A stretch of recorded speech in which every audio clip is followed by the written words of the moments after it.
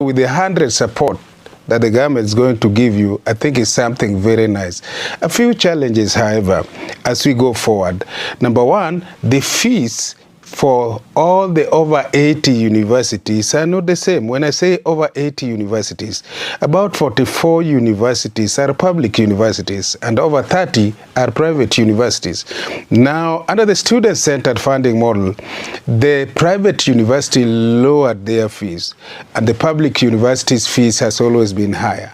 So with this new scenario, I see a situation where when the students now see all these things, quite a number of students will transfer from public universities to private universities. And this will collapse the university because money in the public, money follows students in the Kenyan universities. So if more students move to private universities, then the public universities will collapse.